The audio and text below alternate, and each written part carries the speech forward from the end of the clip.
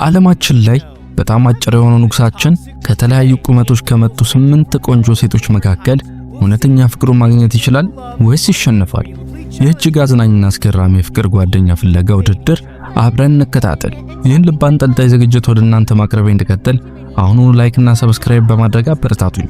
ዛሬ በዚህ ቻናል አጭሩን ንጉሳችን ብራንደንን አዲስ ፍቅረኛ ለማግኘት ጓደኞቹ ፊሊፒቶ እና ዲያጎ አስገራሚ ውድድር አዘጋጅተዋል። ይህ ቪዲዮ በጣም አዝናኝና ልዩ ክስተቶች በውስጡ የያዘ አዝናኝ የፍቅር ጓደኛ ፍለጋ ፕሮግራም ነው። ብዙ ቆንጆ ሴቶች በጉጉት ይሳተፋሉ። በዚህ አዝናኝ የፍቅር ጓደኛ ፍለጋ ፕሮግራም ውስጥ 8 አስገራሚ ሴቶች ተወዳዳሪ ሆነው በታላቅ ጉጉት ቀርበዋል። እነዚህ ቆንጆ ሴቶች አጭሩን ንጉሳችንን ለማማለል የተለያዩ አስገራሚ ፈተናዎችን በድፍረት እንዲሁም በጥንካሬ ማለፍ እንደሚገባቸው ተነግሯቸዋል። ውድድሩን ማን እንደምታሸንፍ አብረን እናያለን። የተወዳዳሪዎች ትውውቅ። በመጀመሪያው ዙር ትውውቅ ካሽ የተባለች አጭርና ቆንጆ ሴት ወደ መድረኩ በፈገግታና በታላቅ መተማመን መጣች። ቁመቷ በጣም አጭር በመሆኑ ምክንያት ብራንደን በእሷ ፊት በጣም ረጅም ሆኖ ለሁሉም ግልጽ ሆኖ ይታያል። ይህም ለብራንደን ልዩ ስሜት ፈጥሮለታል። ካሽ ራሷን ስታስተዋውቅ ስሟና የፀጉር ቀለሟ የተለየ ትኩረት ስቧል። እንዲሁም ለተመልካቾች በጣም አዝናኝ ሆኖ ነበር። ፊሊፒቶ የተለያዩ ጥያቄዎችን ስጠይቃት ካሽ በበኩሏ ጥሩ ምላሽ ሰጥታለች። በዚህም 7 ነጥብ ከዳኞች በቀላሉ አግኝታለች። ስለ ልጆቻቸው ቁመት አስቂኝ ውይይትም ተነስቷል። በመቀጠል ጂን ማሪያ የተባለች በጣም ረጅም ሴት ወደ መድረኩ በመምጣት ውድድሩን በከፍተኛ መነሳሳትና ደስታ ተቀላቀለች።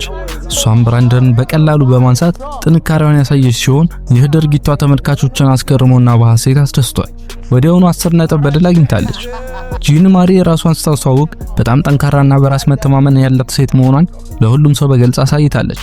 የብራንደን ጓደኞች በእሷ ቁመትና ጥንካሬ በመገረም የተለያዩ አስቂኝ አስተያየቶችንና ጥያቄዎችን በየተራ ሰንዝረዋል። ለጥያቄዎች በድፍረት ተገቢ መልስ ሰጥታለች። ከዚያም ኤማ የተባለች የቀድሞ መዋለ ሕፃናት መምህር ራሷን ለማስተዋወቅ በደስታና በፈገግታ ወደ መድረክ መጣች። ኤማ ከዚህ ቀደም አጭር ፍቅረኛ እንደነበራት ገልጻለች። ነገር ግን በግንኙነታቸው በጣም ደስተኛ እንዳልነበረች ለሁሉም ተናግራለች። ተሰብሳቢዎቹ በጉዳዩ የተለያዩ አስተያየቶችን ሰጥተዋል። ኤማ በውድድሩ ላይ የራሷን የተለየ ችሎታ ለማሳየት በማሰብ ወገቧን በማንቀሳቀስ ገራሚ ትርኢት ለተመልካቾችና ለዳኞች አቀርባለች። ይህ ድርጊቷ ብራንደንና ጓደኞቹን ያስገረመ ሲሆን በችሎታዋ ላይ የተለያየ አዝናኝ ውይይት በመድረኩ ላይ ተካሂዷል። ናዲያ የተባለችው ተወዳዳሪ ደግሞ ለዚህ ልዩ ውድድር ስትል 12 ሰዓታት ሳሽከርከራ ወደ መድረኩ በፍጥነት መጣለች። የብራንደን እናት ከተወለደችበት ቦታ ጋር ተመሳሳይ የሆነ ዝምድና እንዳላት ስትገልጽ ሁሉም ሰው በሁኔታው ተገርሟል። ይህም ለሁለቱ ልዩ ስሜት ፈጥሮላቸዋል። ናዲያ በመድረክ ላይ ስትናገር በጣም ግልጽና አዝናኝ የሆነች ሴት በመሆኗ ሁሉም ተመልካች በሚገባ በደንብ አሳይታለች። ስለ ግል ሕይወቷና ስለ ቤተሰቧ ታሪክ አንዳንድ አስቂኝ ነገሮችን በማንሳት ዳኞቹና ብራንደንን በታላቅ ሳቅ አዝናንታለች። ጥሩ ነጥብ ከዳኞች በቀላሉ አግኝታለች። ሚራንዳ የተባለችው ሌላኛዋ ተወዳዳሪ ራሷን ስታስተዋውቅ በጣም አዝናኝና ግልጽ የሆነች ሴት በመሆኗ ለሁሉም በሚገባ አሳይታለች። እሷም ከቀድሞ ፍቅረኛዋ ጋር የነበራት የፍርድ ቤት ክልከላ ታሪክ በመናገር ሁሉንም ማስገረማና ፈገግ አድርጋለች። በዚህም 11 ነጥብ ተሰጥቷታል። ሚራንዳ በንግግሯ ውስጥ በጣም ጠንካራና የማይበገር ስብዕና እንዳላት በማሳየት የሁሉንም ሰው ትኩረት በፍጥነት ለመሳብ ችላለች። የብራንደን ጓደኞች በእሷ ታሪክና አቀራረብ በመገረም ይህች ሴት ለብራንደን ተስማሚ ልትሆን እንደምትችል በግልጽ ተናግረዋል። በውድድሩ ጠንካራ ተወዳዳሪ ሆና ትቀጥላለች። ቴይለር የተባለችው ተወዳዳሪ በበኩሏ በጣም ረጅም ነው ቢሆን ሴት ሆና መድረክ ላይ በታላቅ ሞገስ ቀርባለች። በመጀመሪያ የፍቅር ቀጠሮ ላይ ሴቶች ገንዘብ መክፈል እንደሌለባቸው በግልጽ በመናገር የራሷን ጠንካራ አቋም ለሁሉም ማሳውቃለች። የሐሳቧ ተቀባይነት በፍጹም አላገኘም። ቴይለር አቋሟን ለማስረዳት ስትሞክር ወንዶች ሁሉ ጊዜም ቢሆን መጀመሪያ ቀጠሮ ላይ ሁሉንም ወጪ መሸፈን እንዳለባቸው በድፍረት ተከራከረች። ነገር ግን ብራንደንና ጓደኞቹ ይህን ሐሳብ ባለመቀበላቸው የራሳቸውን አመለካከትና ተቃውሞ በመድረኩ ላይ አንጸባርቀዋል። ቴይለር ያገኘችው ነጥብ በጣም አንሷታል። ዩጂ የተባለችው ተወዳዳሪ ከሲንጋፖር የመጣች ሲሆን ቻይንኛ ቋንቋን አቀላጥፋ እንደምትናገር ለሁሉም በታላቅ ኩራት ተናገረች። በተጨማሪም 3 ድመቶች እንዳሏትና እንስሳትን እንደምትወድ ለሁሉም ተናገረች። ባህሪዋ ትልቅ አድናቆትን ወዲያው አትርፎላታል። ዩጂ በመድረክ ላይ ስትናገር በጣም ትሁትና ተወዳጅ የሆነች ሴት በመሆኗ በንግግርና በድርጊቷ በሚገባ አሳይታለች። የብራንደን ጓደኞች በእሷ ቋንቋ ችሎታና አዝናኝ ባህሪ በመደሰት ጥሩ የሚባል ነጥብ በሙሉ ፈቃደኝነት ሰጥተዋታል። እስከ መጨረሻው ድረስ ለመቆየት ትፈልጋለች። ሚኒ የተባለችው የመጨረሻዋ ተወዳዳሪ ደግሞ የበላይነትን የሚቀበሉ ወንዶችን እንደምትመርጥ በግልጽ ተናግራ ተሰብሳቢውና ዳኞችን በሙሉ አስገርማለች። ብራንደን ግን ይህን ሐሳብ አልተቀበለውም። ምክንያቱም እሱ በባህሪው የበላይነትን ማሳየት የሚወድና ጠንካራ ወንድ ነው። የሐሳብ ልዩነት መኖሩ በግልጽ ታይቷል። ሚኒ ሐሳቧን ለማብራራት ስትሞክር በግንኙነቱ ሴቶች ሁልጊዜም ቢሆን የውሳኔ ሰጭነት ሚና ሊኖራቸው እንደሚገባ በሰፊው ተከራክራለች። ነገር ግን ይህ አመለካከቷ ከብራንደን ጠንካራ ሰብዕና ጋር ፈጽሞ የማይሄድ መሆኑ ሁሉም ወዲያው ለመረዳት ችሏል። ለሚኒ የተሰጠው ነጥብ ዝቅተኛም ሆኗል። የመጀመሪያው ዙር ውድድር ከተጠናቀቀ በኋላ ዳኞቹ ማን መውጣት እንዳለበት በጥልቀት መወያየትና በጋራ መመካከር ጀመሩ። በዚህ መሰረት ቴይለር በገንዘብ አከፋፈል ሐሳቧ ምክንያት ከውድድሩ እንድትወጣ በዳኞች ዘንድ በአንድ ድምፅ ውሳኔ ተላልፎባታል። ውሳኔውን ተቀብላ መድረኩን በፍጥነት ለቃለች።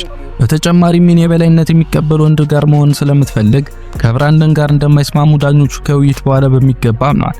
ስለዚህም እሷ ከውድድሩ እንድትወጣ የተደረገች ሲሆን ውሳኔው ለእሷም ቢሆን ትክክለኛ ምርጫ እንደሆነ ሁሉም ተስማምቷል። ቀሪዎቹ ተወዳዳሪዎች ግን ወደ ቀጣዩ ዙር አልፈዋል። በሁለተኛው ዙር ተወዳዳሪዎች አጭር ንጉሥ እንዴት ማማለል እንደሚችሉ አስቂኝና አዝናኝ ዘዴዎችን በመድረክ ላይ ማሳየት ነበረባቸው። ሁሉም ሴቶች የራሳቸውን የተለየና አዝናኝ የማማለያ ቃላት በመጠቀም ብራንደን ለማስደሰትና ትኩረት ለመሳብ ሞክረዋል። ይህ ዙር ተመልካቾችን በሚገባ ያዝናናል። በዚህ ዙር ካሽ በጣም አዝናኝ የሆነ የማማለያ ቃል በመጠቀም ብራንደንና ጓደኞቹን በታላቅ ሳቅ በሚገባ አዝናንታለች። ጂን ማሪ በበኩሏ ጠንካራና አሳማኝ የሆነ ንግግር በማድረግ የሁሉንም ትኩረት በፍጥነት ለመሳብ በቀላሉ ችላለች። ሁሉም ምርጥ ችሎታቸውን አሁን አሳይተዋል። ኤማና ናዲያም በተራቸው የራሳቸውን አስገራሚና አዝናኝ ማማለያ ቃላት በመጠቀም መድረኩን ይበልጥ ሞቅ ለማድረግ ሞክረዋል። ብራንደን በሴቶች አቀራረብ በመደሰት ለእያንዳንዳቸው የተለየ አድናቆትና ሞቅ ያለ ምስጋና በፈገግታ ውስጥ ሆኖ አቅርቧል። ይህ ዙር ድባቡን አስደሳች አድርጎታል። ከማማለያ ቃላቱ በኋላ ሴቶቹ በተለያዩ እርሶች ላይ በሁለት ቡድን ተከፍለው ጥልቅና ሞቅ ያለ ክርክር ጀመሩ። ካሽና ዩጂ ማጭበርበርን በሚመለከት ርዕስ ላይ የተለያየ ጠንካራ አቋም በመያዝ በሰፊውና በድፍረት ተከራክረዋል። ካሽ እንደምታጭበረብር በግልጽ ተናግራለች። በዚህ ክርክር ውስጥ ሁለቱም ሴቶች የራሳቸው አሳማኝ ምክንያቶች በማቅረብ ዳኞችና ተመልካቾችን ለማሳመን ከፍተኛ ጥረት አድርገዋል። ሚራንዳና ጂን ማሪ በማህበራዊ ሚዲያ ላይ ፎቶ መውደድ ስለሚኖረው ተጽዕኖ በከፍተኛ ስሜት ውስጥ ሆነው ተከራክረዋል። ጂን ማሪ የድርጊት አክብሮት የጎደለው መሆኑ ስትገልጽ፣ ሚራንዳ ግን በራስ መተማመን ያስፈልጋል ብላለች። ክርክራቸው ሁሉንም ሰው ትኩረት ስቧል። ጂን ማሪ አቋሟን ለማስረዳት ስትሞክር በግንኙነት ውስጥ ታማኝነትና አክብሮት ከምንም በላይ ቅድሚያ ሊሰጠው የሚገባ ነገር ነው ብላለች። ሚራንዳ በበኩሏ ሰዎች በራሳቸው የሚተማመኑ ከሆነ የሌሎችን ፎቶ መውደድ ምንም ችግር እንደማያመጣ በድፍረት ተከራክራለች። ዳኞቹ ውሳኔም ሚዛናዊ የሆነ ነበር። በመቀጠልም ሴቶቹ በወንዶችና በሴቶች መካከል ስለሚኖር ጓደኝነት በሚመለከት ርዕስ ላይ ሞቅ ያለ ውይይት በድል አድርገዋል። አንዳንዶቹ ሴቶች ንጹህ ጓደኝነት ሊኖር እንደሚችል ሲገልጹ፣ ሌሎች ደግሞ ይህ ፈጽሞ የማይቻል መሆኑን በጠንካራው ተከራክረዋል። ውይይቱ ሁሉንም የተለያየ አመለካከት አሳይቷል። ከዚህ አስገራሚ ክርክር በኋላ ዳኞቹ ማንን ከውድድሩ መውጣት እንዳለበት በድብቅ መወያየት ጀመሩ። በዚህ ጊዜ ያልጠበቀ ክስተት ተፈጠረ። ዳዊት የተባለው ጓደኛቸው ካሽን ከውድድር ለማስወጣት ወስኖ ለሁሉም በግልጽ ተናገረ። ካሽ ውሳኔውን ተቀብላ በፍጥነት ወጣለች። ካሽ ከውድድሩ ስትወጣ ብራንደንና ጓደኞቹ መልካም ምኞታቸውን በመግለጽ በታላቅ ክብር አሰናብተዋታል። ይህ ስንብት ለሁሉም ስሜታዊ ነበር። የመጨረሻው ዙር ውድድር። በመጨረሻው ዙር የቀሩት 3 ሴቶች የማዳመጥ ችሎታቸውን የሚፈትሽ ልዩና ፈታኝ ውድድር መድረክ ላይ በፍጥነት ቀረበላቸው። አይናቸውን ተሸፍነው ውሃ ወደ ባዶ ብርጭቆ ውስጥ ሳያፈሱ በትክክል መጨመርና ማስተካከል ነበረባቸው። ብራንደን ጥሩ አድማጭ ሴት ይፈልጋል። ይህ ፈተና የሴቶቹን ትኩረትና ጥንቃቄ የሚፈልግ በመሆኑ ሁሉም ተወዳዳሪዎች በከፍተኛ ጉጉት ወደ ትልቅ ስራ ገቡ። ብራንደንና ጓደኞቹ የሴቶቹን እንቅስቃሴ እየተከታተሉ የተለያዩ አዝናኝና አበረታች አስተያየቶችን በመድረክ ላይ ይሰጡ ነበር። ውድድሩ የሁሉን ትኩረት ስቧል። ዩጂ ፈተናውን ስትሞክረው ውሃውን ከብርጭቆ ውጭ በመፍሰሷ ምክንያት የሚያሳዝን ሁኔታ ፈተናውን ወዲያውኑ ወድቃ ከውድድሩ ውጭ ሆናለች። ሚራንዳ በበኩሏ ውሃውን በተገቢው መጠን ሳትሞላ በማቆሟ እሷን ፈተናውን በሚፈለገው ልክ ሳታልፍ ቀርታ ሽንፈትን ተቀብላለች። ሁለቱም ሴቶች የመጨረሻውን ድል አላገኙም። ዩጂና ሚራንዳ ፈተናውን ባያልፉም ያሳዩት ጥረትና ተሳትፎ በዳኞችና በተመልካቾች ዘንድ ትልቅ አድናቆትን አግኝቷል። ሁሉም ሴቶች በውድድሩ ላይ ጥሩ ጊዜ እንዳሳለፉ በመግለጽ ለቀሪዋ ተወዳዳሪ ጂን ማሪ መልካም ዕድል ተመኝተዋል። ውድድሩ ወደ መጨረሻው ክፍል ተሸጋግሯል። ጂን ማሪ ውሃውን በትክክል እስከ ብርጭቆ አፋፍ ድረስ በመሙላት አስገራሚ የማድመጥ ችሎታዋን ለሁሉም በግልጽ አሳይታል። ይህ ድርጊቷ ሁሉንም ሰው ያስገረመ ሲሆን የውድድሩ አሸናፊ እንድትሆን ትልቅና ብሩህ መንገድ በሰፊው ከፍቶላታል። ብራንደን አድናቆቱን በልዩ ሁኔታ ገልጿል። የብራንደን ጓደኞችም የእሷን ድል በማድነቅ ይህች ሴት ለብራንደን ትክክለኛውና ተስማሚዋ የህይወት አጋር እንደሆነች ተናግረዋል። ሁሉም የዳኞችን ውሳኔ በጉጉት ይጠብቃል። የአሸናፊዋ ምርጫ። በመጨረሻም ዳኞቹ የሁሉንም ተወዳዳሪ ውጤትና አጠቃላይ ባህሪ በጥልቀት በመገምገም የመጨረሻውን ከባድና ወሳኝ ውሳኔ አሳለፉ። ብራንደን በደንብ መረዳትና ማስደሰት የምትችለውን ጂን ማሪ እንደሆነች በሙሉ ድምጽ ተስማምተው ለህዝብ ይፋ አደረጉ። ጂን ማሪ የውድድሩ አሸናፊ ሆነች። ጂን ማሪ በታላቅ ደስታና ስሜት ውስጥ ሆና ድሉን በልዩ ሁኔታ በመድረክ አክብራለች። ብራንደን በበኩሉ ወደ እሷ በመጠጋት ሞቅ ያለ እንኳን ደስ አለሽ መልእክትና አድናቆት ፈቅታ አስተላልፎላታል። ቀጣይ አዝናኝ ዝግጅቶቻችን እንዳይመልጧችሁ አሁኑኑ ይህችን ሰብስክራይብ የምትሏን ቁልፍ በኃይል ተጭናችሁ ቤተሰባችንን ይቀላቀሉ።